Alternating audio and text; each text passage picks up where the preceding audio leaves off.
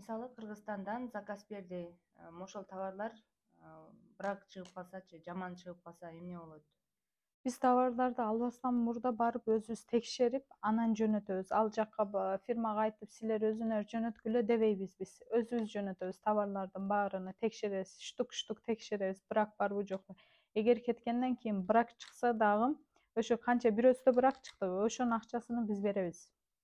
Биз жөнөткөн товардын аркасында турабыз. Жакшы экен.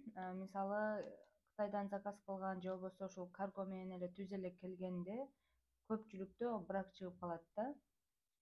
Сиздер андай брак болбойт экен, ишенсек болот. Ушул күнгө чейин брак чыкпады эч кимде.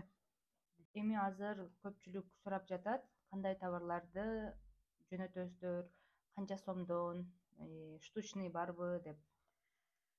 Штучный жок. Буну эч ким кыла албайт да. Кыргызстан ич эмес да, али Бишкектен Ошко жөнөткөн сыяктуу эмес да бул. Каргого эми берсе проблем болот.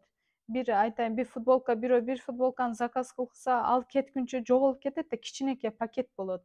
Бир жолу биз Китайга бирдемсе нуминени, силерде дагы нумине дейтпи? Товарды жөнөтпөстөн алдын кичине эмнени жөнөтөсүңбү, көрүшсүн деп. Примеркалабы? Ооба, койдун жүнүн жөнөткөнбүз кичинекей.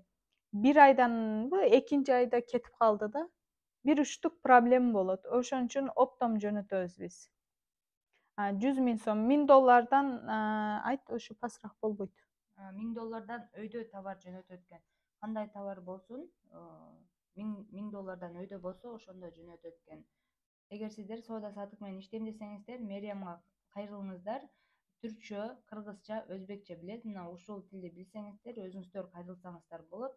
Номерин жазып коем, стористе дагы ссылка койдум.